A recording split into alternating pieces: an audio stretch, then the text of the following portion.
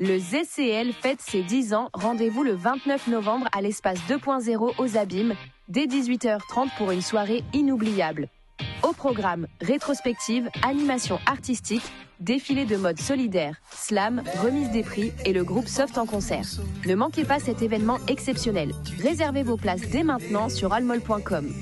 ZCL, 10 ans d'inspiration, ça se célèbre ensemble.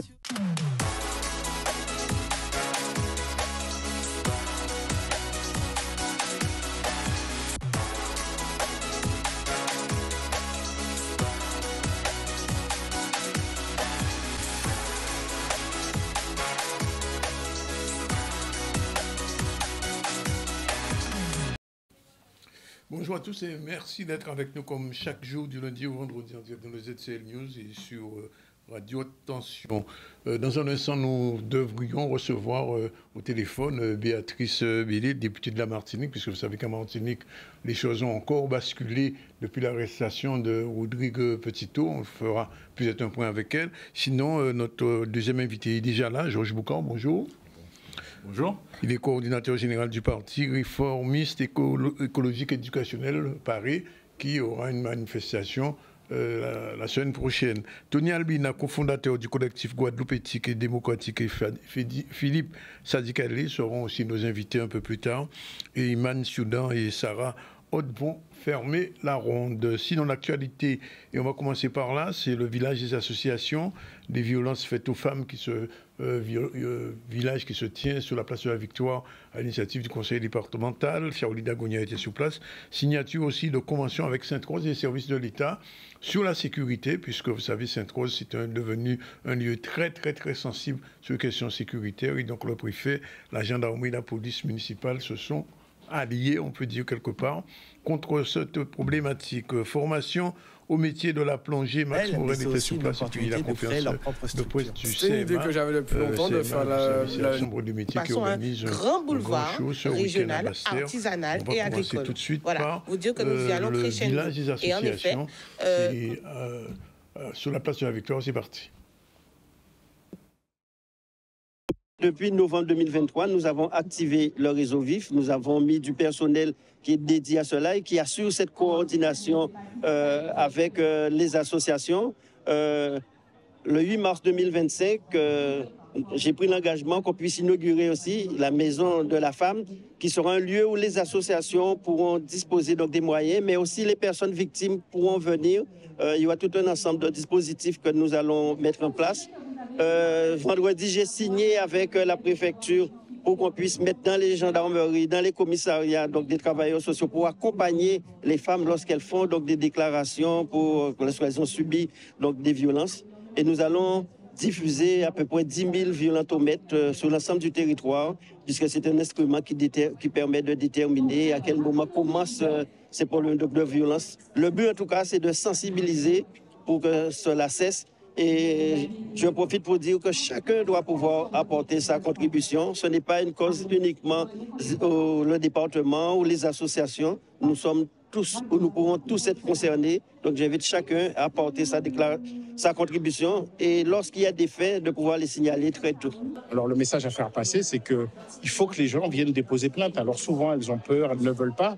Mais le message qui est important, c'est que dès le premier coup, dès la première main levée, venir déposer plainte. D'abord parce que nous, on ne prend plus de main courante. Dès qu'il y a des violences conjugales, c'est des plaintes sous l'autorité du procureur de la République et il y a des poursuites qui sont engagées. Mais dès la première main levée, pourquoi ? Parce que les femmes qui meurent sous les coups de leur bourreau, il y a toujours eu un moment où il y a eu le premier coup qui a été accepté. Et c'est ça, ne pas l'accepter. C'est inacceptable. Et donc venir déposer plainte, ça me paraît important. D'ailleurs, on a mis en place un dispositif d'accueil des victimes de violences conjugales au commissariat. Il ne faut pas que le commissariat soit encore une épreuve supplémentaire. Franchir la porte du commissariat doit leur être facilité.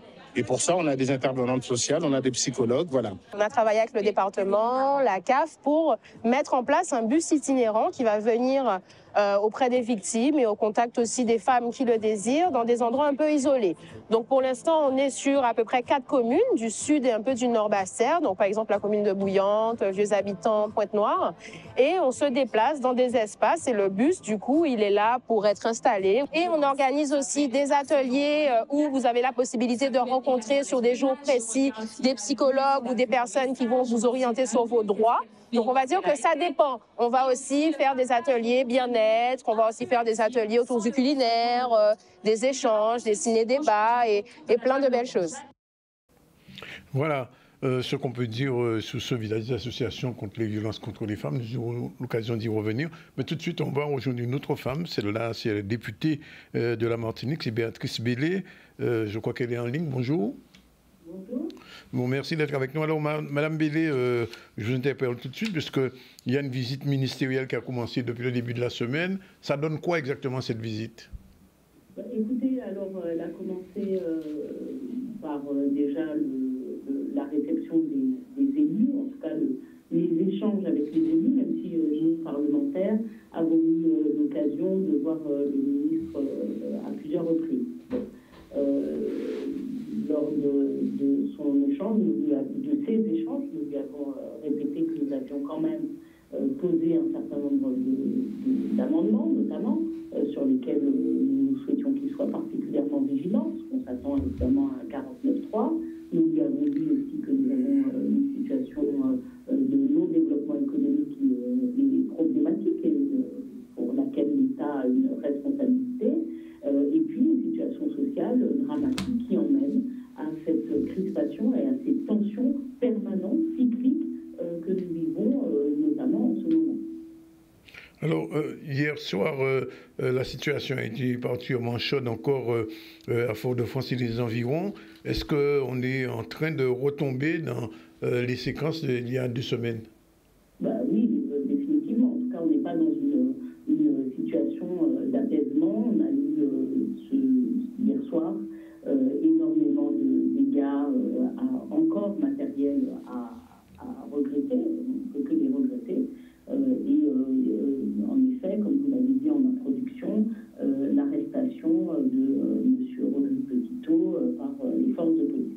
Alors moi, je tiens à dire quand même que le jour de la table ronde avec cette mise en scène que je n'ai pas trouvé pertinente autour du protocole, j'ai tenu à préciser que je m'opposais à l'absence de l'association AirTrack à cette table ronde parce qu'ils étaient tout de même ceux qui avaient lancé ce mouvement et qui faisaient que nous étions réunis, même si je comprenais que certain nombre de choses qui s'étaient passées la veille, et notamment l'échange très virulent qu'il y a eu entre M. Petitot et M. le préfet, était de nature à venir crisper encore plus l'ambiance. Bon.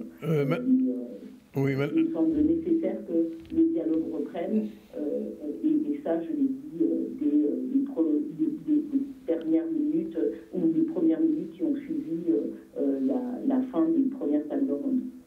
Oui, alors, une dernière chose, est-ce que personnellement, vous pensez rencontrer le ministre et aborder avec lui le problème de vie chère ou autre problème de la Martinique? Comme je vous ai dit, on l'a rencontré à plusieurs reprises, parce que nous pas dormi ni Paris. Donc, on a demandé des rendez-vous au Premier ministre, au ministre des Outre-mer. Il venait de prendre ses fonctions. Donc, aujourd'hui, on en est à 3-4 rencontres déjà et nous posons les principes. Et puis, nous faisons le travail parlementaire également. Donc, nous avons eu des amendements dans le cadre de l'étude parlementaire qui ont été adoptés, parce qu'il n'y a pas simplement la vie chère, il y a les revenus bas. Donc, en l'occurrence, moi, j'ai un amendement relatif au rehaussement des minima sociaux qui a été adopté et qui n'a pas reçu la défaveur de l'État, mais la sagesse du gouvernement, en tout cas. Il y a eu cet amendement de mon collègue Giovanni Williams sur la suppression de la TVA sur tous les pays des océans et qui a été adopté aujourd'hui. Hier, il y a eu par l'extrême droite, la droite macroniste et la droite LR, un refus de voter ce budget sur lequel nous avions réussi à introduire un certain nombre de doléances. Nous avons des amendements qui avaient été adoptés, des amendements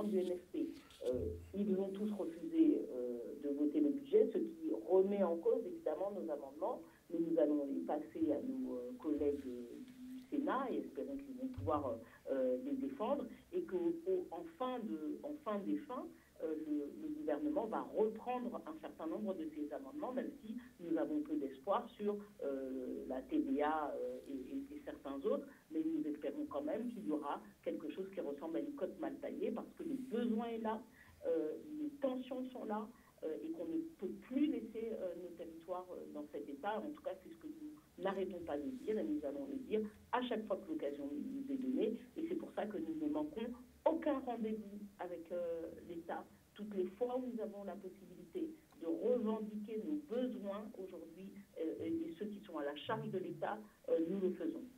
Bien, alors une dernière chose, vous savez que sur la question des 6 000 produits qui vont être sur lesquels il va y avoir une réduction de 20%, ça ne fait pas encore l'unanimité. Toutefois, ça va être voté finalement, accepté par la CTM. Est-ce qu'au niveau du Parlement, vous comptez revenir sur cette question, ou bien alors faut-il penser que la situation est définitivement, le dossier est définitivement bloqué? Non, bon, je pense que ça, franchement, je crois qu'il faut vraiment que tout le monde soit dans cet état d'esprit. En tout cas, moi, c'est le mien. Je crois que c'était un début, mais ce n'est pas un début prometteur. La réalité, c'est ce que certaines personnes ne comprennent pas et ne veulent pas comprendre. Là, aujourd'hui, dans ce qui est de la baisse de la TVA et la baisse de l'octroi de mer, il n'y a pas de perte. D'accord ?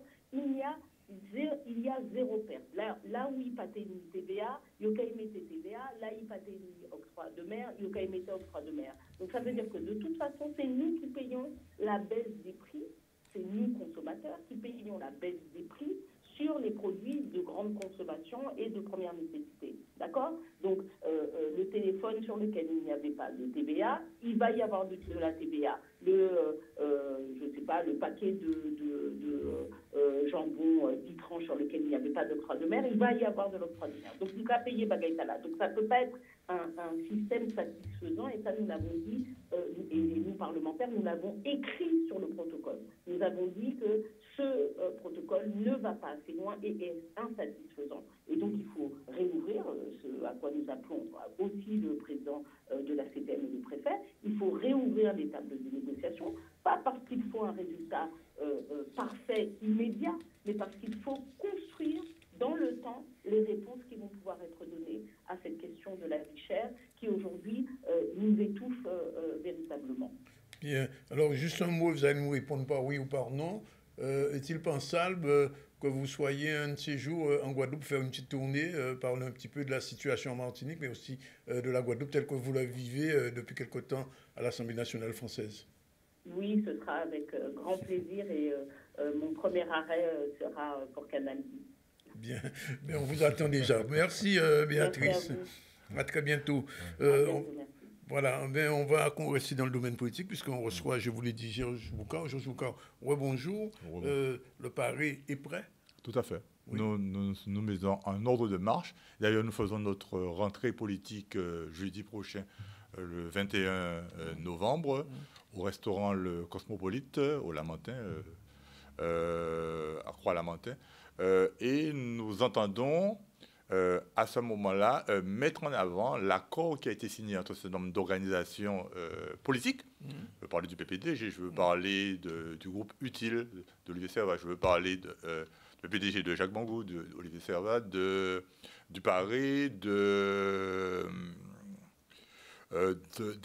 Caraïbes Écologie Les Verts, oui. Du PSG de Bédi Keita, José Toribio, et d'autres personnalités de la société civile, telles que Marcel Mélis, Richard Samuel, et d'autres, qui sont à l'initiative de la constitution d'un front démocratique pour l'autonomie de la Guadeloupe. Oui. Donc, nous voulons, à ce moment-là, au niveau du Paris, proposer une feuille de route pour arriver à ce que nous appelons, nous, au niveau du Paris, la collectivité autonome de Guadeloupe. Quel est le processus que nous voulons mettre en place avec ce front démocratique pour l'autonomie de la Guadeloupe. Donc ce sont des discussions, hein, donc on apprend à travailler ensemble, hein, parce que c'est des organisations qui sont plutôt situées sur la partie gauche autonomiste de l'échiquier politique de la Guadeloupe, mais ce n'est pas fermé. Hein. Nous ferons un appel au Parti communiste guadeloupéen, au GUSR, à tous ceux qui veulent mettre en place une autonomie pour la Guadeloupe. Un vrai projet autonome, mais avec aussi une vision, pas de vision de court terme, dans un moyen terme, puisqu'il ne faut pas que ces projets-là, que ce soit les propagandistes de cette proposition qui soient en soi les bénéficiaires. Ça paraît de toute façon, au départ, suspect pour le peuple blanc. Et c'est une des raisons pour lesquelles il a souvent tendance à ne pas transformer l'essai en votant pour cette proposition. Nous nous inscrivons dans une démarche de moyen long terme, 2035, pour ce qui est c'est la proposition que nous ferons au niveau de du Paris. Ça ne veut pas dire que les autres partis sont d'accord, ce sont des discussions qu'il y aura. L'ANG qui est aussi pour l'autonomie. Oui, l'ANG, évidemment, l'ANG sera aussi conviée. Tous ceux qui sont pour la domiciliation, le principe de subsidiarité, c'est-à-dire que la décision se prend au plus près du citoyen, tout cela, même un peu le centre-droit comme utile, hein, c'est un peu le centre-droit, hein, avec M. Servat. Droit ou d'extrême droite? Non, droit. Non, parce que la limite, en tout cas pour ce qui concerne le Paris, c'est qu'il n'y aura ni M. Tolassi, il n'y aura pas l'extrême droite n'est pas invitée. D'accord. Parce que donc Moun Guadeloupe ne sera pas invité. Moun Guadeloupe n'est pas invité. Moun Guadeloupe n'est pas invité à notre manifestation parce que nous ne les considérons pas comme faisant partie de l'arc entre guillemets démocratique, républicain, progressiste. Ils n'ont pas les progressistes puisqu'ils flirtent avec l'extrême droite et nous c'est vraiment la ligne rouge sur laquelle nous construisons. Georges Boucard, en dehors d'être coordinateur du Paris, vous êtes un observateur de la vie politique guadeloupéenne et même au-delà. Est-ce que, quand vous regardez un peu ce qui se passe en Martinique, où il y a une assemblée unique, est-ce que ça, à votre avis, c'est le processus que doit suivre la Guadeloupe pour arriver à quelque chose de semblable? Non, pas forcément. Pas forcément. Parce que au départ, il y a eu quand même, si on prend le processus martiniquais, entre le conseil exécutif, l'Assemblée, par exemple, il y a eu quand même une anecdote. Hein. Si Claude Lise voulait faire changer les roues de sa voiture, mais il était obligé de demander l'autorisation à l'aide chimie, qui la refusait. C'est ubuesque. Je veux dire qu'il y a quand même... On peut tirer profit de ce qui n'a pas bien fonctionné et ne pas refaire les mêmes erreurs. Un exécutif. Nous, on s'inspire plus du projet Canac, du projet Calédonie, du projet de la Polynésie, où il y a un vrai gouvernement avec... c'est plutôt la collectivité autonome de Guadeloupe que nous proposons, c'est plutôt dans ce sens-là, avec des postes politiques où les personnalités qui les occuperont auront de vraies compétences et de vrais comptes à rendre aussi, avec un certain nombre de contre-pouvoirs. L'Assemblée pourrait être censurée, avec un processus de censure. Mais ce que nous ne voulons pas enfermer le peuple guadeloupéen dans un processus de oui et non. Ce ne sera pas, en tout cas ce que nous proposons, ce ne sera pas une simple question, ce sera un texte. Un texte avec véritablement la loi organique sera déjà proposée. Le peuple va se prononcer sur le projet de loi organique. Pas sur une question oui ou non, mais sur un projet de loi organique qui permettra au peuple guadeloupéen de savoir exactement. Il peut y acheter chat en sac. Il faut vraiment... Et ce sera... C'est une citation de Lurel, ça. Hein? Oui, mais pour aussi... Lurel aussi avait parlé de Tivoli, je ne l'équipais pas. On avait effrayé aussi la population inutilement, et ça nous a fait. Il est quand même responsable, Victorien Lurel, de nous avoir fait perdre au moins 25 ans. Une génération, c'est quand même important. Bon, maintenant, je crois, lui-même a évolué sur la question aujourd'hui. On se rend compte qu'il faut, qu'on ne peut pas rester dans le statu quo. Le statu quo est mortifère pour la Guadeloupe. Il faut évoluer et il ne faut pas que ce soit Paris qui décide pour nous. Il ne faut pas attendre une énième réforme de la Constitution qui fusionnerait le 73-74 et nous, on embarquerait dedans parce qu'on n'est pas capable, nous, Guadeloupéens, de construire, de proposer au gouvernement français un projet de collectivité autonome de Guadeloupe, mais qui n'est qu'une étape dans notre... Alors, il y a une autre problématique. Vous avez entendu tout à l'heure la députée qui en parlait de la situation en Martinique, mais d'une manière générale, l'État français, je ne vais pas dire ruiné, mais enfin, financièrement, ne se porte pas très bien. Est-ce que cet État est en mesure, entre guillemets, de financer un projet tel que vous le soumettez? Mais le projet, il est déjà financé. En réalité, regardez bien. Quand on regarde, c'est quand même assez surprenant de voir ce qu'on rapporte l'octroi. Mais en fait, l'octroi de mer rapporte, entre guillemets, la colonie de Guadeloupe se nourrit elle-même de ses propres ressources, puisque le montant de l'impôt de l'octroi de mer n'est pas fléché sur le montant de l'impôt sur le revenu. En Guadeloupe, on a une situation un peu particulière. On paie 2 fois l'impôt, en fait. L'impôt en France qui est destiné à financer les collectivités, les écoles, l'impôt sur le revenu. Nous, en Guadeloupe, on paie l'octroi de mer, on paie en plus l'impôt sur le revenu. Il y a quand même là une inéquité. Donc, on n'a aucune honte, aucun problème à exiger de la France qu'elle mette des politiques publiques permettant déjà de réparer ce crime contre l'humanité qui a été commis sur nos ancêtres. La question, elle est pendante. Il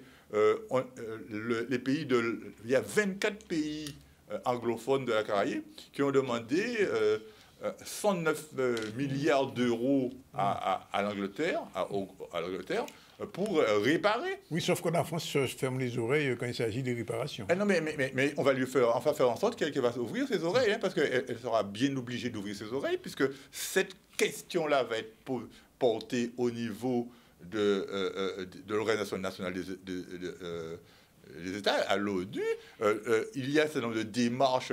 Les Guadeloupéens n'ont pas à avoir peur ni à avoir honte d'aller à Bakou, d'aller porter le problème de la Guadeloupe. On va à Bakou en ce moment, on est très surveillés. On peut être surveillé, mais on a eu quand même avant cette génération des gens qui sont allés à Bandung, faut pas avoir peur. Et que la France ne peut pas s'opposer à la marche de l'autodétermination du peuple guadeloupéen. C'est dans notre ADN. Un jour ou tard, la Guadeloupe sera souveraine. Ça, c'est inéluctable. Et par rapport à ça, il faut se préparer à ça. D'ailleurs, dans notre feuille de route, nous posons le principe de 2035 comme pour la construction de la collectivité autonome de Guadeloupe, mais qui est une étape. Et nous posons même... dans le long moyen terme, 2051, République autonome de Guadeloupe. Parce que aujourd'hui, on voit bien qu'avec l'élection de Donald Trump, avec l'émergence des BRICS... Vous savez qu'il y a en ce moment une COP à Bakou, justement. Oui, tout à fait. Et les États-Unis sont prêts à sortir de l'accord de Paris. Mais ça, c'est la dialectique de M. Trump qui dans ce premier mandat, avait déjà réduit la participation des États-Unis. Mais la nature est là aussi pour nous rappeler que le réchauffement climatique, ce n'est pas un jeu de l'esprit. Les cyclones, ils viennent de faire beaucoup de dégâts aux États-Unis. Les cyclones seront de plus en plus fréquents. Même en Espagne. Même en Espagne. On voit que des cyclones qui nécessitent vont aller mourir... en pleine Europe. En pleine Europe. Donc, on voit bien que le réchauffement climatique, on n'aura pas le choix. Donc, il faudra bien que ce sont les derniers atermoiements de M. Trump dans sa dialectique, mais il sera bien obligé de prendre un certain nombre de mesures parce que les États-Unis, c'est là où vont mourir tous les cyclones. Alors, juste une avant-dernière... Et notamment dans sa résidence, à côté de sa résidence. Oui, d'accord. Alors, juste une dernière question. Logiquement, il devrait y avoir un congrès avant la fin de l'année à l'initiative de la région. Pour l'instant, on n'a pas encore de son de cloche. Est-ce que le Paris pourra intervenir dans ce cadre Voilà, est-ce que vous avez été consulté la dernière fois à lors du précédent congrès? Non, nous n'avons pas été consultés, mais ça ne nous empêchera pas de faire connaître notre point de vue. D'ailleurs, le Front démocratique pour l'autonomie de la Guadeloupe, c'est un véhicule qui n'a pas que vocation à l'autonomie. On a des échéances électorales. La question de l'autonomie va s'inviter dans les prochaines élections municipales. Va s'inviter dans les prochaines... De toute façon, l'ANG le dit déjà. Ah oui, elle va s'inviter et les partis, les pouvoirs en place seront bien obligés de se positionner sur cette question-là. Puisqu'on voit bien qu'aujourd'hui, la situation en Martinique... elle est explosive. Oui. On voit bien alors, curieusement, sans vous interrompre, M. Boucard, la situation, dit-on, est explosive en Martinique et en Guadeloupe, elle est très apaisée. Mais parce que, là encore, comme je dis toujours, la Martinique et la Guadeloupe sont deux sœurs. C'est deux sœurs, mais c'est des demi-sœurs. Oui. Elles ne sont pas jumelles. Non, non. Il n'y a même maman là, mais il n'y a pas même papa là. Donc, bon, en Martinique, nous, on a eu le Victor Hugo. Oui. Ça explique énormément de choses sur l'accumulation du capital, sur les rapports sociaux en Guadeloupe. La puissance des béquets en Martinique. Ouais, c'est pas du tout. On n'a pas de béquet land en Guadeloupe, type le François. On n'a pas ça en Guadeloupe. Donc, ça veut dire que les rapports, et d'ailleurs les rapports intercommunautaires, sont beaucoup plus apaisés, de mon point de vue. Hein. Ça veut dire qu'il n'y a pas de problème. Mais on n'a pas aussi, comme souvent en Martinique, cette espèce de racisme anti-coulis, on n'a pas ça en Guadeloupe. La communauté indienne est parfaitement intégrée, beaucoup plus, de mon point de vue. Oui, c'est vrai. Pour avoir observé la société martiniquaise de très près pendant 15 ans. Alors, résultat, le 21... Oui, le 21. À Oulamentin. Le 21 novembre, donc, c'est une conférence de presse. Hein. Oui. Donc, j'invite tous les médias, notamment Canal 10, à 10h au restaurant donc, Le Cosmopolite, Oulamentin, afin que nous présentions cette feuille de route, que nous présentions aussi l'accord sur le front, la création du Front démocratique pour l'autonomie de la Guadeloupe. Et le Paris va proposer une feuille de route. Sur lesquels nous discuterons. C'est pas, on ne veut pas imposer un point de vue, c'est une discussion. Parce que nous nous inscrivons, pour terminer, dans la démarche du Parti communiste guadeloupéen. Assemblée constituante, États généraux, cahier de doléances, Assemblée constituante. Ensuite, processus, écriture d'une loi organique, on diffère un peu avec eux sur ça, d'une loi organique qui sera soumise par référendum au peuple guadeloupéen. Et pour, dans une seconde étape, aller vers la pleine et entière souveraineté du pays de Guadeloupe. Merci d'être venu. Le rendez-vous est pris donc le 21, 9h. 10h. 10h, pardon. Précise. 10h précise pour cette conférence de presse et la présentation de cette feuille de route. Et on aura l'occasion de revenir, revenir avec vous, puisque j'imagine après cette conférence de presse, il y aura des résultats, des constats, des rencontres et bien sûr des discussions qui vont permettre à tous les signataires, hein, parce que bon, il y a d'autres qui prendront le relais, le PPDG prendra le relais, le PSG prendra le relais, le CIPA aussi est partie prenante. Hein. Bien. Donc tous ceux qui ont cette volonté, l'ANG qu'on va solliciter, le Parti communiste aussi, pour faire en sorte que tous ceux qui ont cette volonté de bâtir un pays et de bâtir de nouvelles relations avec la France, tout cela se mettent ensemble pour proposer un vrai projet co-construit avec le peuple guadeloupéen. Un peuple devant le peuple, pas deux. Merci Georges Boucard d'être venu, merci pour le pari. Comme il va dire le pari, j'ai pari. Et nous pari pour nous pour un premier pause là, puisqu'il est 13h01, à tout de suite pour la suite.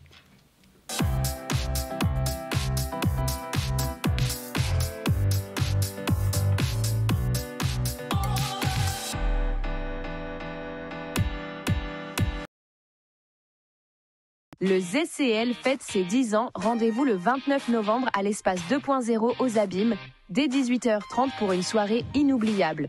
Au programme, rétrospective, animation artistique, défilé de mode solidaire, slam, remise des prix et le groupe Soft en concert.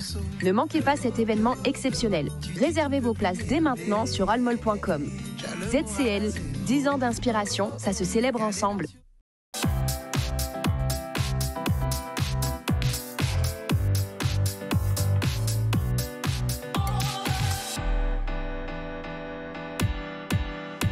Voilà, eh bien, nous sommes revenus sur le plateau du ZCL News en attendant nos prochains invités, Tony Albina et Félix Adikale, qui sont les cofondateurs du collectif Guadeloupe Éthique et Démocratie.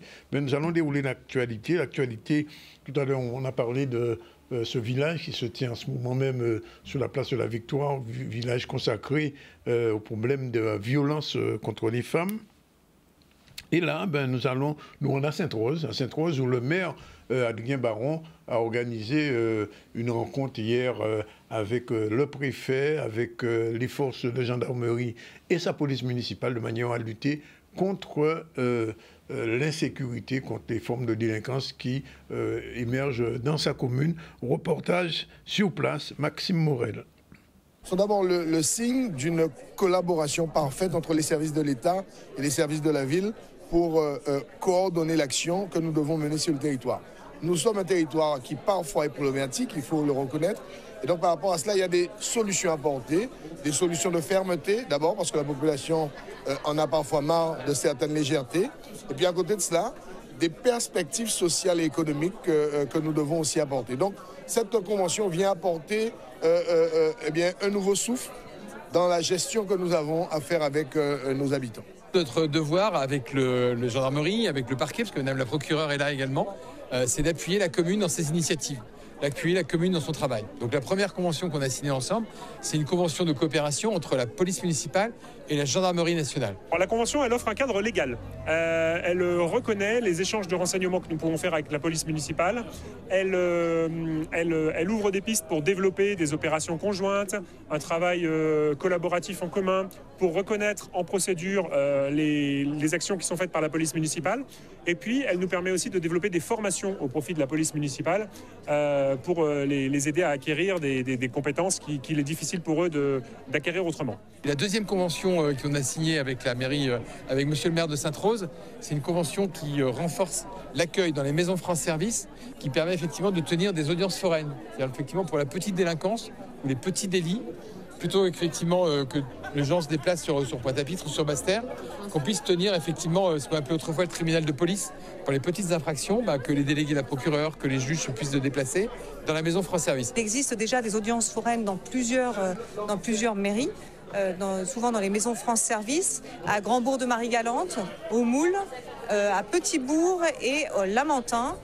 Et donc actuellement, il y aura donc une fois par semaine les délégués du procureur qui vont venir ici pour prononcer des réponses pénales envers les délinquants donc, qui sont convoqués ici. Donc ça permet d'apporter une réponse de proximité pour de la petite délinquance. Je pense notamment des petites infractions routières, des dégradations, des petites violences. Et donc d'éviter que les gens se déplacent jusqu'au tribunal et qu'ils puissent rencontrer ici les délégués du procureur pour avoir leurs sanctions.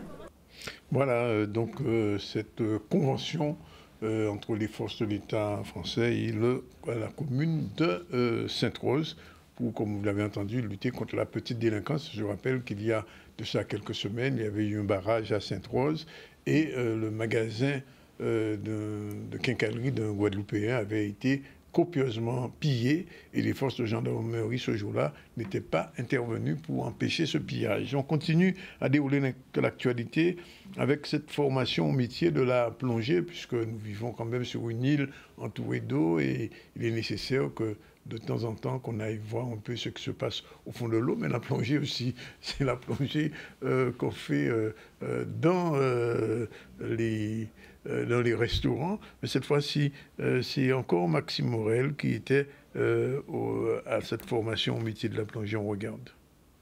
C'est une action de formation qu'on a souhaité mettre en place en partenariat avec la DRAGES, le CREPS et la mission locale Guadeloupe pour permettre aux jeunes, lors de la Semaine des métiers du sport, donc qui est la 2e édition, d'être sensibilisés au métier de la plongée. Donc on a orienté cette formation en Côte-sous-le-Vent pour leur permettre de passer le baptême de plongée et le niveau 1. S'ils souhaitent en faire leur métier plus tard ou s'ils souhaitent tout simplement le garder comme bagage. Mais l'idée, c'est vraiment de sensibiliser un maximum de personnes à ce secteur porteur en Guadeloupe. C'est important puisque la plongée subaquatique en Guadeloupe représente un poids économique non négligeable et une véritable opportunité en fait pour une voie professionnelle.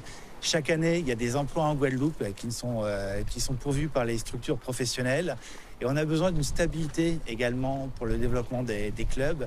Et de jeunes Guadeloupéens doivent saisir cette opportunité. C'est aussi important, puisque c'est une voie professionnelle, mais c'est aussi une opportunité de créer leur propre structure. C'était une idée que j'avais depuis longtemps de faire le niveau 1 de plongée. Lorsque l'opportunité s'est présentée avec Pôle emploi, du coup, je me suis lancé officiellement pour le passer. Ça se passe très bien, c'est très intéressant. Commencer la semaine en général avec une plongée et la mer, ça fait toujours du bien. Là, on y est 3 jours, donc le mardi, mercredi et jeudi. Et c'est cool. Pour l'instant, il fait beau, donc tout va bien. Il y a de l'emploi dans ce secteur. C'est un débouché professionnel pour ces personnes-là. Ce n'est pas un métier qui est très porté par nos locaux. Donc l'idée, c'est de leur donner cette opportunité-là. Voilà, il est déjà 13h13. Nos invités ne sont pas encore là, mais on continue à regarder ce qui s'est passé et ce qui va se passer, puisque vous le savez, ce week-end, comme chaque année, depuis déjà 2 ans maintenant, la Chambre des métiers et de l'artisanat décide de faire un véritable show dans la capitale, c'est à Basse-Terre, sur le boulevard maritime, que ça va se passer. Et il y aura pratiquement tous les artisans, tout ce que la Guadeloupe regorge comme artisans. Alors, il faut savoir quand même l'artisanat en Guadeloupe permet à beaucoup de Guadeloupéens, j'ai envie de dire de survivre, mais au moins de vivre, puisque ça emploie un certain nombre de personnes. C'est le premier, pour l'instant en tout cas, le premier vecteur de création d'emplois, même si quelquefois les artisans créent un emploi, mais enfin, le nombre d'artisans existants en Guadeloupe, on verra un peu ce week-end cette démonstration, j'ai envie de dire, de force et d'utilité du monde artisanal. Reportage à Basse-Terre, Olivier Félix. Une belle vitrine pour la ville de Basse-Terre, pour le sud de Basse-Terre, pour la Guadeloupe. Je me rappelle le boulevard que nous avons organisé avec la région, avec la Chambre des métiers l'année dernière, qui est un très gros succès. On a fait le tour des stands et puis ce qui m'a beaucoup plu, c'est que les artisans qui étaient venus exposer nous disaient qu'ils étaient heureux d'être à Basse-Terre, ils étaient heureux de l'accueil, de l'ambiance, de la manière dont se déroulait ce boulevard, et on espère que ce boulevard sera à la hauteur de celui qu'on avait organisé avec la Chambre des métiers, l'artisanat, la région Guadeloupe, la communauté d'Aglo. Cette année, ça sera effectivement encore amplifié, puisqu'on a jumelé artisans et agricoles. On a dit près de 140 exposants, donc c'est énorme. C'est un boulevard qui est à la hauteur de nos ambitions.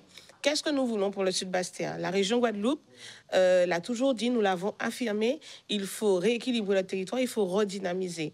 Donc nous sommes dans une continuité. L'année dernière, il y avait un boulevard des artisans. Cette année, nous passons à un grand boulevard régional, artisanal et agricole. Voilà, vous dire que nous y allons crescendo. Et en effet, quand vous mettez plus de moyens, eh bien, nous avons une enveloppe budgétaire supplémentaire. C'est vrai, c'est 100 000 € de plus. Mais l'objectif, c'est surtout de faire en sorte que l'offre et que la demande puissent se rencontrer et que différents acteurs économiques puissent pouvoir démontrer leur savoir-faire. Nous ciblons à peu près sur plus de 120 exposants, mais nous espérons atteindre les 140 exposants, puisque il y a des inscriptions qui se font dernière minute, donc ça continue. Donc on cible à peu près 140 exposants, en tout cas, sur le boulevard des artisans pour le 15 et le 16 novembre à Basse-Terre. J'ai envie de dire à la population du sud Basse-Terre qu'il faut qu'elle se déplace. C'est 1200 mètres carrés. C'est aussi beaucoup d'artisans qui vont venir pour pouvoir leur offrir des services, des fois, mais aussi des produits. Et c'est surtout cette possibilité aujourd'hui d'avoir des petits qui auront des vocations, qui vont voir des pâtissiers, des artisans, des agriculteurs.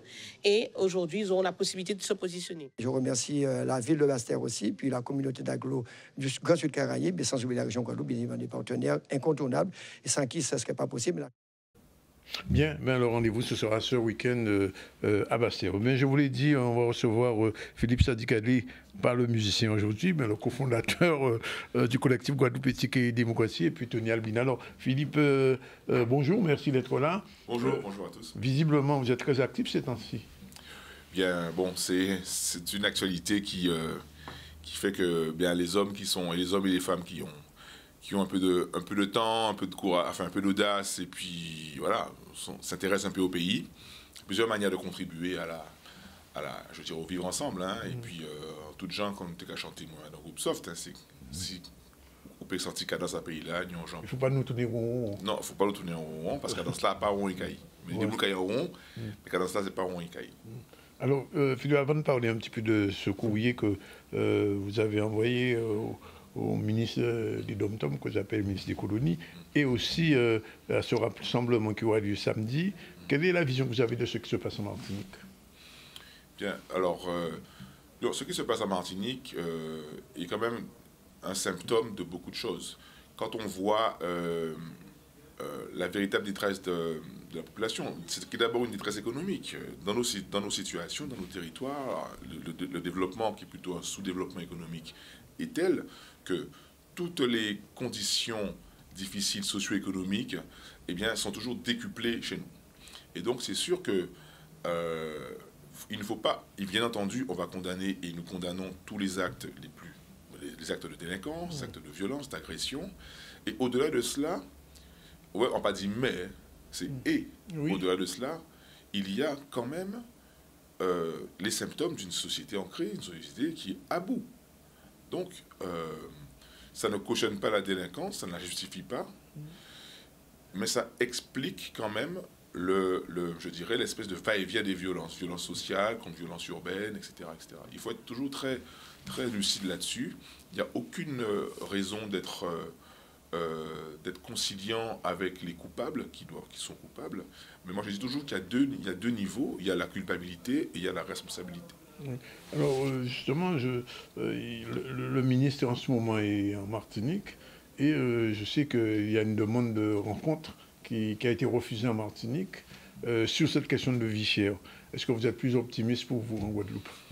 Bon, j'espère que le climat en Guadeloupe, qui pour l'instant, tous les cas, est apaisé. Alors, bien sûr, les choses... J'ai entendu pour l'instant. Hein. Ça veut dire quoi? Il y a des hommes qui ont d'ailleurs? Ah, pas ça, parce qu'il y a des plus d'informations qui...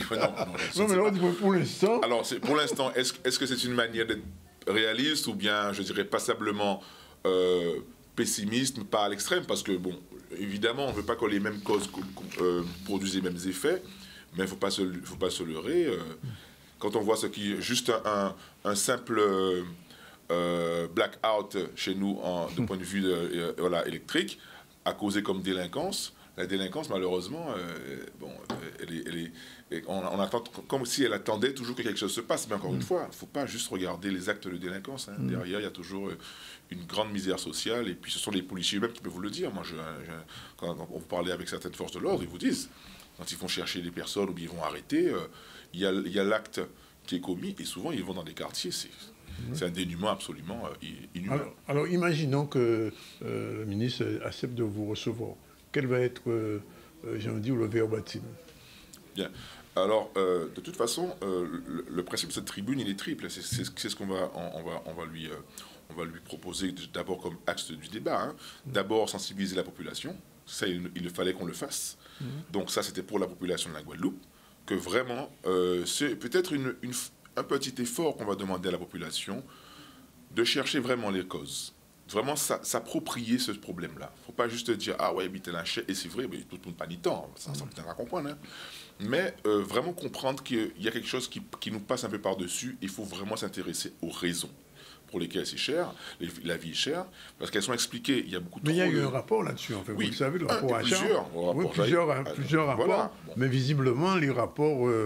j'ai envie de dire, sont enterrés. Donc ça, c'est le deuxième axe. Et là, effectivement, c'est davantage à l'adresse du représentant de l'État, puisque c'est aussi, eh bien, en parler avec lui. Lui dire, écoutez, il y a quand même beaucoup d'éléments qui sont déjà sur la table, beaucoup de choses qui sont disponibles en termes d'efficacité à avoir et à expérimenter sur les mesures. Qu'est-ce qu'on fait? Le code de commerce, toutes les préconisations du GCCRF, le CESE, les OPMR, etc., l'autorité, voilà. Et donc, tous ces éléments-là, eh bien, voilà, dans ce dialogue-là, nous allons effectivement lui demander, eh bien, est-ce qu'il a l'intention, et lui, son administration, de mettre en place tout ce qui est déjà possible. Mais alors, Tony Albina, bonjour, il est arrivé. Alors, il y a quelque chose, je voudrais bien qu'il soit clair, parce que hier... comment il s'appelle, le représentant du RPAC avait fait une demande. On lui a reproché que cette demande n'était pas formalisée. Alors le fait que vous ayez publié votre courrier officiellement un peu sur tous les médias. Est-ce que vous pensez que le ministre ou la préfecture puisse accepter, ou l'État puisse accepter? Alors on ne pourra pas dire qu'on l'a pas fait et qu'on l'a pas fait en bonne et due forme. Oui, enfin, ça veut dire que vous avez publié et en même temps vous l'avez expédié avec le formalisme. Voilà. Il y a eu déjà républicain. Il y a déjà une réponse? Non, on attend. Nous attendons. Vous attendez? Oui. Alors, pour des raisons de fond, on n'est pas simplement dans le respect d'un formalisme pour le respect. C'est que nous sommes transparents. On dit éthique et démocratie. Donc, notre point de vue éthique, c'est de la transparence, notamment à l'égard de la population. Donc, nous disons simplement ce que nous faisons et nous essayons de faire ce que nous disons. Et j'allais dire, dans l'ADN des personnes qui nous composent, il était évident que, s'adressant à des autorités, que nous respections la forme. Parce que on a tendance à considérer quelquefois que, puisque c'est nous, on peut se passer de forme. On entend tel dirigeant syndicaliste traiter tel maire de Timal, de Tiboug, etc. Ça veut dire que dans une Guadeloupe qui sera autre que ce qu'elle est actuellement, on va se passer du respect des formes, y compris des autorités guadeloupéennes. Non, mais ça, c'est une question de fond. C'est une question de fond. Donc, nous ne sommes pas simplement dans un formalisme de petits bourgeois, parce que, bon, évidemment, c'est un truc que l'on entend assez fréquemment. Mais nous sommes respectueux des usages et de la forme. Donc, nous nous adressons correctement aux gens. Après, la décision ne nous appartient pas. Alors, il y a l'hypothèse A, il accepte. L'hypothèse B, il refuse. Qu'est-ce que vous en tirez comme conclusion? Rien. Comment rien? Ça ne nous empêche pas de continuer. Oui. Mais quand on demande audience, on s'attend à être reçu. Oui, normalement. Mais on peut ne pas l'être. Oui. On peut ne pas l'être. Et pour vous, ce serait normal de ne pas l'être? Non, je ne sais pas si c'est normal ou pas. Oui. Nous voulons être entendus parce que c'est une opportunité. Oui. Bon, soyons très clairs aussi. Bien sûr. Parce que nous voulons faire entendre des choses que nous avons dites dans notre tribune, notamment sur des questions de empressement de l'État à appliquer sa propre législation. Oui. Et au fond, on ne dit pas grand-chose. C'est peut-être beaucoup, c'est peu, mais c'est peut-être beaucoup. Oui. On a montré par un travail sérieux de compilation de documents que les textes existent, notamment sur le fonctionnement. Mais ils ne sont pas appliqués. Ils ne sont pas appliqués. Oui. Et vous savez pourquoi ils ne sont pas appliqués? Alors, sur un autre média, Philippe a émis quelques hypothèses qu'il faudrait peut-être prendre au sérieux. Est-ce qu'il s'agit de négligence, s'il dit? Est-ce qu'il s'agit de complaisance? Est-ce qu'il s'agit simplement de difficulté à opérationnaliser des décisions? Parce que ça aussi, avant d'incriminer les gens et de pointer des responsabilités sur celui-là qui doit faire, qui ne fait pas, peut-être devrions-nous regarder quelles sont les difficultés d'ingénierie que cela pose pour appliquer, pour opérationnaliser les décisions. Alors, je ne suis pas évidemment bisounours quand je dis ça. J'allais justement poser la question. Évidemment, mais il faut envisager toutes les hypothèses. Et ce qui nous paraît important dans cette séquence-là que nous vivons, c'est que je crois sincèrement que nous vivons un âge de la démocratie qu'on n'avait jamais vécu auparavant. C'est-à-dire très précisément ceci. On a promis de grands bouleversements et de grandes orientations de la vie politique au nom d'une certaine classe particulière. C'était soit l'avant-garde révolutionnaire, soit le prolétariat. Oui. Aujourd'hui, on se trouve à un moment de la démocratie où la question de la participation citoyenne doit être constitutionnalisée. Oui. Ça veut dire rentrer dans la Constitution. Et cette participation citoyenne, parce qu'on vit dans un numérique, peut être facilitée aujourd'hui pour les rassemblements, pour la mise en ligne de plateformes. Mais est-ce que vous pensez que l'État est dans cette dynamique? Alors, ce qu'il faut, effectivement... J'en prie. Ce qu'il faut comprendre, c'est qu'il y a quand même une évolution de cet exercice civique de la réflexion politique. Au départ, c'est vrai qu'on était dans une forme de très simple, partisane, Ensuite, évidemment, on rentre dans la dimension qui est beaucoup appuyée par le législateur, mais donc davantage syndicale, etc. Et au fur et à mesure, les principes de protestation et des mouvements sociaux s'ouvrent de plus en plus à la société civile. Et donc, il y a des associations qui rentrent. Par exemple, l'une des plus grosses, je dirais, les plus gros mouvements qui ont eu lieu, donc fin du XXe siècle, par exemple, on parle du mouvement des droits civiques aux États-Unis, il n'y avait pas de syndicats, il n'y avait pas de parti politique, c'était que des associations et la société civile, notamment, parce que c'est l'exemple américain, les églises, etc.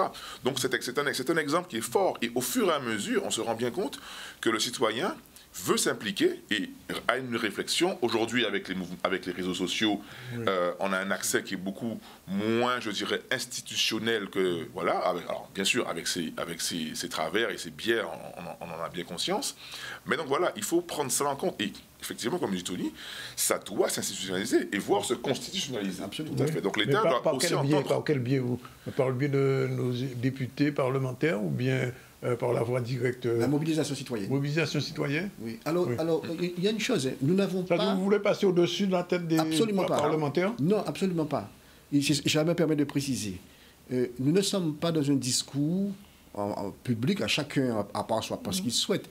Nous ne sommes pas dans un discours public de disqualification des hommes politiques. Ça, c'est un élément qui est très... Parce que pour nous, qui est très simple, c'est qu'ils ont légitimement été désignés par voie d'élection pour représenter le peuple. Et nous sommes respectueux de la démocratie. Le fondement éthique et démocratie, nous sommes respectueux. C'est le nom du groupe, d'ailleurs. Bon, c'est le nom du groupe. Donc, les hommes politiques sont élus, et on voit d'ailleurs que sans leur représentation, quelquefois, les choses n'avancent pas. Donc, ça, on respecte. Mais nous disons que le travail citoyen peut être complémentaire de celui des élus, notamment et ça, c'est pas exclu du tout, en pesant sur eux. D'accord? Là, par exemple, comment imaginer... On a des amis qui ont travaillé très sérieusement. Tout ce que nous disons là, il n'y a rien de nouveau. Hein. Dans notre tribune, ce sont des choses qui existent depuis très longtemps, qui sont pas appliquées. Et qui ne sont pas appliquées depuis très longtemps. Mais alors pourquoi? Il y a une raison. Pourquoi? Alors... C'est ça la question. Ça, on l'a évoqué, hein, complaisance, connivence avec des puissances de l'argent, etc. Mais nous sommes soucieux, je le dis rapidement sans y insister, parce que nous sommes soucieux dans notre discours de ne pas incriminer à tort les gens. Ça, c'est un élément, parce que nous disons éthique du débat démocratique. Nous ne voulons pas pointer du doigt les gens et les incriminer à tort pour des responsabilités qui ne sont pas les leurs. En revanche, pour que cela fonctionne, c'est-à-dire la dénonciation, il faut documenter son point de vue. Regarder et quelquefois disposer de ces informations, c'est très difficile à avoir. On a vu, par exemple, que quand on dit... Il y a plein de rapports qui existent. Oui, mais quand on dit... par exemple, mais quand on dit que les accords d'exclusivité continuent à exister... Oui. Bon, et les marges ne sont pas contrôlées. Bon, et les marges ne sont pas contrôlées. Donc, ce problème-là, nous ne sommes pas les seuls, mais là, on l'a posé peut-être de manière radicale et franche en tant que société civile. Oui. C'est ça la nouveauté. D'accord. Et ce qu'on dit aujourd'hui, là, on a travaillé. Par exemple, dans le rapport Ajar, le groupe Bernard Ayotte a publié l'organisation structurelle de ces entreprises. On ne comprend absolument rien, au point que le rapporteur lui-même émet des doutes sur la complexité de cette affaire-là, en se disant, est-ce que ça ne cache pas un loup? Oui, mais quel est le problème? Mais c'est avec le support, entre guillemets, de l'État. C'est ça, parce qu'en fait, toutes les institutions étatiques, la douane, etc., contrôle des prix, savent bien ce qui se passe. Non, il y a des contrôles. Ils ferment les yeux. Oui. Sur les contrôles, il y a des manquements. Il y a des manquements, oui, c'est vrai. Alors, quand on parle de l'État, c'est vrai. Il y a même une présomption des fois sur certaines affaires, que ce soit par exemple le cas pour le Rwanda et le génocide au Rwanda, on dit qu'il y a une responsabilité de laisser faire. Oui. Donc, je suis tout à fait conscient qu'effectivement, dans je dirais le positionnement politique, ou en tous les cas sur le rôle de l'État et le rôle éthique de l'État, oui, laisser faire des choses, ou alors comme on disait, par négligence, par méconnaissance ou par complaisance, oui, c'est une responsabilité qui est très lourde. Et donc, au niveau de l'État, on se dit, bon, voilà, parce qu'évidemment, on ne parle pas que de l'État, mais à ce niveau-là, c'est vrai qu'il y a une responsabilité que l'on met à l'index et qu'il faut questionner. Tout à fait. Alors, juste un mot, pardon. Oui, dans le ressenti d'hier, le ministre dit, noir sur blanc, je veux de la transparence sur tous les sujets. Oui. Bon, voilà. Alors, c'est peut-être concédé que la transparence n'existait pas, mais en réalité, ce que nous lui disons dès maintenant, je ne sais pas s'il va nous recevoir, c'est que nous avons entendu son message. Le message de transparence d'hier de François Santi, nous l'avons entendu. Et nous allons nous appliquer systématiquement à rappeler ce devoir de transparence promis par le ministre. Mais nous le faisons simplement, mais activement, en tant que citoyens, parce que nous n'allons pas évidemment nous arrêter là. Le travail continue. Sans arriver, je pose la question, c'est la dernière. Il est toujours minuit moins 5. Oui, alors je ne sais pas si les auditeurs vont comprendre. Hein, c'est une formule qui figure dans notre tribune, qui indique que nous rapprochons de l'heure des ténèbres. Oui. Alors, de l'heure de vérité. Ou l'heure de vérité. Bon, ce qui est sûr, c'est que, on l'a vu, habituellement, notre groupe est assez maltraité en termes de réponse. Là, on n'a rien lu ni entendu à propos de notre tribune. Hein. Oui. On n'a pas, bon, même, bon, même de mon côté. Bon. Merci de le reconnaître. Mais non, mais donc, là, il est bon. Bon, le sérieux, le sérieux est reconnu. Donc, nous continuons notre travail et nous appelons d'ores et déjà toute la population massivement à une rencontre pédagogique que nous ferons samedi matin au MACT. Donc, des informations passeront pour préciser les horaires, mais nous voulons faire une démonstration de ce qu'on appelle la majorité silencieuse est bien là et prêt sous des formes modifiées, pacifiques, pacifiques. Je fais aucune allusion à rien du tout. Voilà. Pacifique. Rencontrer la population et voilà. Bon, ben le mot est dit, mais en tout cas, merci d'être venu. Samedi 16 à 10h sur le MAC et puis Québec. Merci. Oui. Voilà, il n'est pas midi moins 5, il est 13h33. On prend la dernière pause et on se retrouve tout à l'heure pour la fin du ZCA. Tout à l'heure.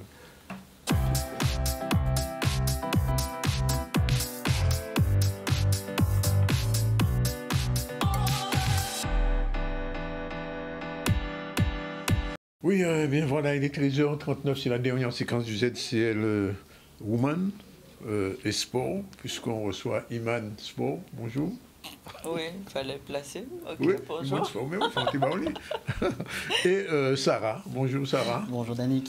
Et aujourd'hui, on va parler des tenues sportives motivantes. C'est bien ça, hein? Exactement. Comment ça peut donner la motivation pour le sport, mais au-delà de ça, comment on peut se détacher du regard des autres, parce que souvent, ça peut être un frein à un épanouissement dans la vie, mais dans le sport. De la tenue ou du corps? Des deux. Oui. Et en fait, c'est le regard des autres souvent qui nous freine, qui nous impressionne parce qu'on veut à tout prix, on a peur de se faire remarquer ou alors on veut juste impressionner. En fait, le regard des autres est toujours là et ça peut être un frein à l'activité sportive aussi. Ah, le regard des autres, il est fameux, celui qui nous pousse parfois à faire des choses pour impressionner, c'est vrai, et qui nous retient parce qu'on a peur de se faire voir. Remarqué. Exactement. Oui. Alors, comment on fait pour s'en détacher? C'est important de se concentrer sur soi et pas sur les autres seulement. Et aussi dans le sport, c'est de ce dont on va parler avec parfois le choix des vêtements, des tenues, comment ça peut permettre à se sentir plus à l'aise. Et on va en parler justement avec Sarah. Bonjour Sarah. Bonjour Iman. Oui, ça va? Ça va et toi? Super. Alors, tu nous as préparé des conseils stylés pour justement nos tenues, pour qu'elles deviennent un allié à notre entraînement. Absolument, qu'on se sente bien à l'entraînement, qu'on ne se sente pas seulement bien quand on va faire ses courses, quand on va en soirée, parce qu'en fait, quand on est à la salle de sport, on est aussi une femme, donc c'est important de se sentir bien, de se sentir flashy, de se sentir presque sexy pour pouvoir donner le meilleur de soi-même, parce que c'est ça le plus important. Alors, pourquoi tu ris? Non, sexy. Sexy au sport, oui, on peut. On peut? Oui, c'est faisable. J'y tout à l'heure à côté de vous. Écoute, tu as ta tenue sexy, j'espère, mais il faut savoir par où on commence. Alors, il y a des tenues qui boostent la confiance? La tenue qui va booster la confiance, c'est la tenue dans laquelle on va se sentir bien, on va se sentir valorisé, parce qu'on a toutes des formes différentes, donc on ne va pas forcément mettre le même type de vêtements. Donc maintenant, la chance qu'on a, c'est que il y a le choix dans les tenues de sport, donc on peut mettre des couleurs différentes en fonction de notre état d'esprit. Moi, ce matin, je me suis réveillé comme un chaton et je me suis dit non, il me faut de la puissance aujourd'hui, donc j'ai mis mon legging léopard qu'on voit peut-être pas à l'écran. Et là, je me sens comme une guerrière. Tout est léopard, là, presque tout est léopard, voilà. En tout cas, tout ce qui peut être visible est léopard. Donc voilà, mais elle dit qu'elle est en léopard. Non, je n'ai rien dit, mais c'est la tendance, le léopard, les imprimés dans la mode, voilà, c'est ça. Le choix des matières, c'est ça? Oui, le choix des matières, la couleur. On sait aujourd'hui qu'effectivement, les couleurs, ça peuvent dynamiser l'énergie. Oui. Donc si on se réveille avec une énergie basse, c'est dommage peut-être de mettre une tenue sombre pour aller à la salle de sport, peut-être privilégier le fuchsia. Voilà. Oui, quelque part, en cherchant bien, d'accord. En cherchant bien, oui. Alors, donc oui, tu parlais des couleurs. Oui, les couleurs peuvent effectivement optimiser notre énergie du jour. Donc si on se réveille avec une énergie basse, ça peut être intéressant peut-être de mettre du fuchsia, du rose, du bleu ciel. On est dans la Caraïbe, on a la chance d'avoir un environnement qui est coloré. On a des couleurs partout en Guadeloupe. Donc si on s'habille avec notre environnement, ça va aussi nous donner un peu plus d'énergie. Donc on se met en arc-en-ciel. Absolument. Leggings arc-en-ciel. Arc-en-ciel power à la salle de sport. Ok, d'accord. Le choix des matières aussi. Oui, tout à fait. Plus que du style, c'est du confort. Donc, il faut parler effectivement de l'importance des matières, de se sentir bien. Bon, on sait que le coton va nous donner peut-être un peu plus chaud. Donc, on peut mettre du coton, effectivement, quand on est sur des activités un peu plus yoga, un peu plus cool.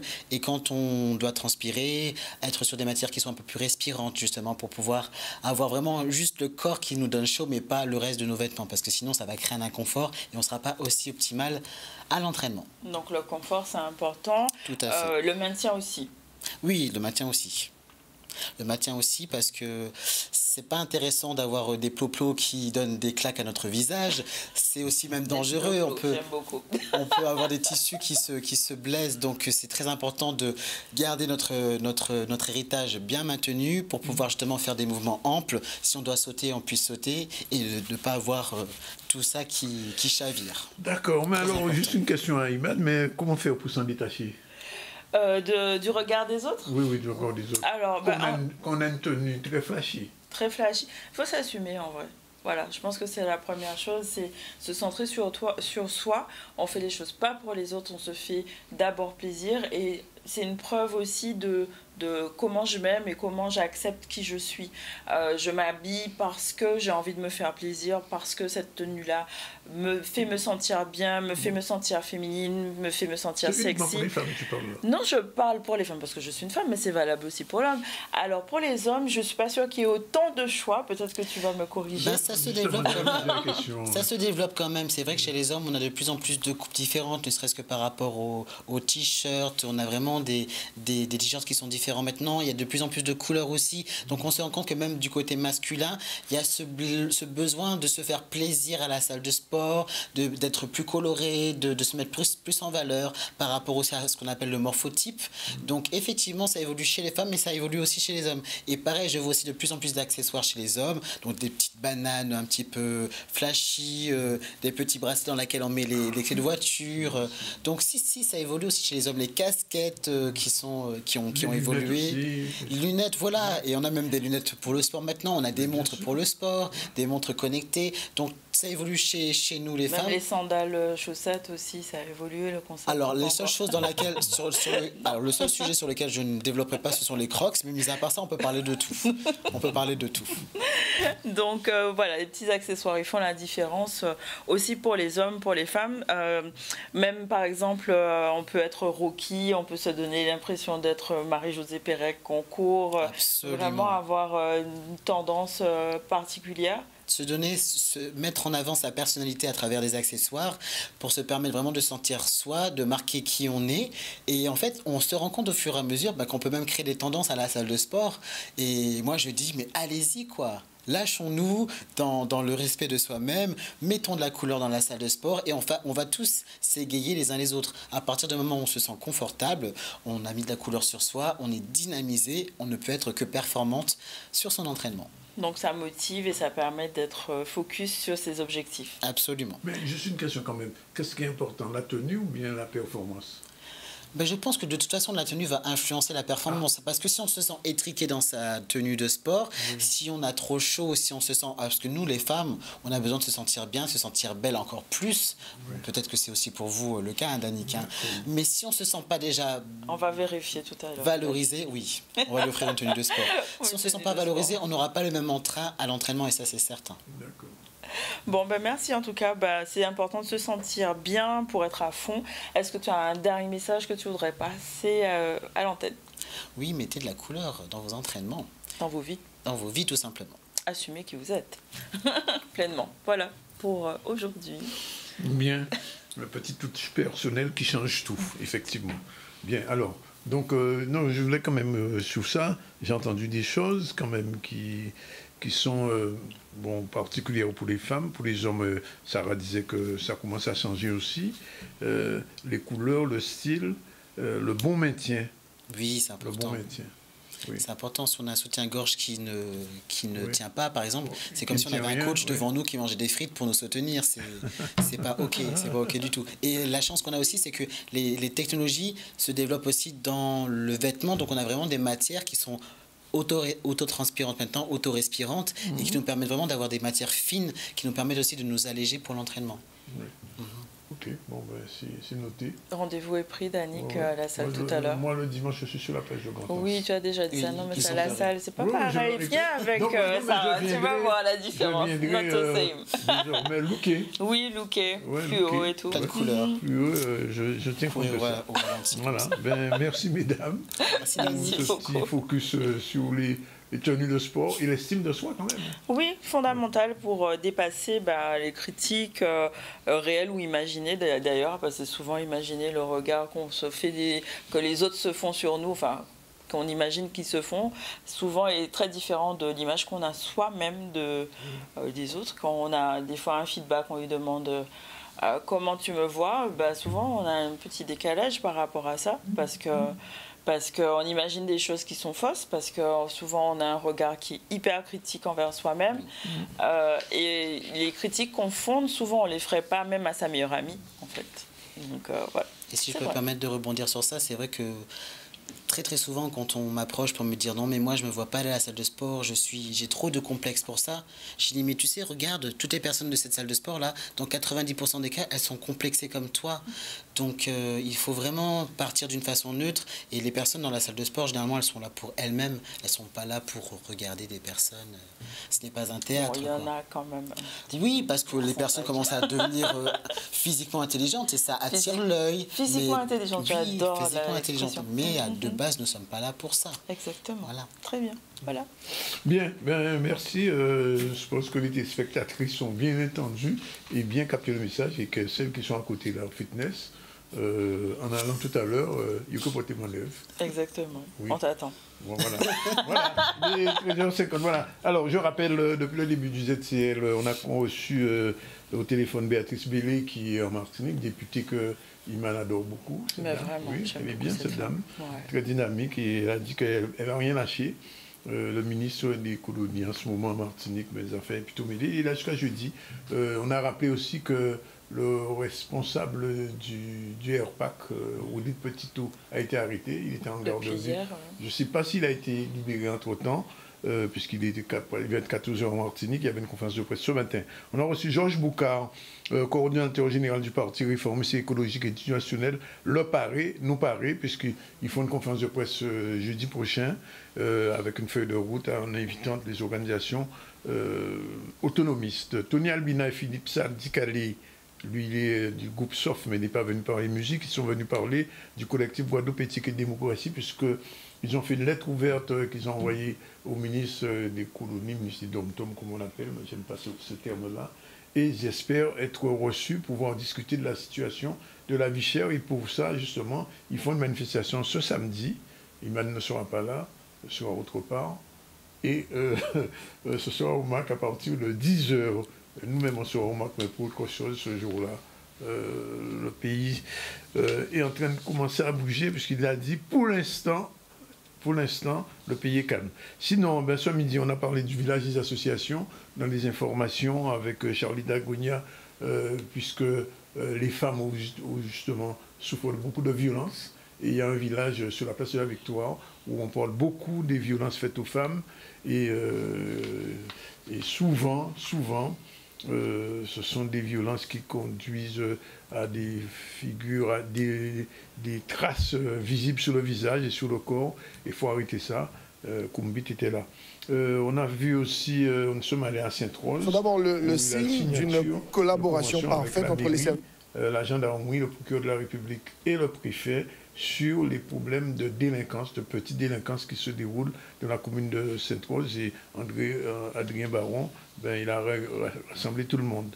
Puis nous sommes allés voir cette formation au métier de la plongée. C'est aussi une opportunité de créer leur propre structure. C'était une idée que j'avais depuis longtemps, de faire le niveau 1 de plongée. Lorsque l'opportunité qui aura lieu ce week-end, Iman ne sera pas là, sur le grand boulevard de Basse-Terre. Mais oui, le boulevard artisanal, il y aura un show de la musique, de la danse. et de l'estime de soi. Le soi, non, de soi, le tissu, là, c'est pas pareil. Okay. Bon, ben voilà, c'est un peu de ça dont on a parlé aujourd'hui. Demain, on se retrouve pour une nouvelle séquence du ZCL. Iman sera là. Non, Iman ne sera pas là. Bon, ben on va la retrouver très prochainement. Désolé, on se retrouve bientôt. On continue le cheminement. Bon appétit si vous êtes encore à table. Iman a déjà déjeuné, j'imagine, avec ça. Pas encore. Pas encore. Alors, bon appétit. Merci, merci, bon appétit à tous. J'ai déjà déjeuné. Pas bon appétit, bon dessert. Bien, il finit pour ce là. C'était pas Jordan, c'est Yann qui était à la réalisation avec Satyam et Malia. À demain, 12h30. Ciao, bye bye.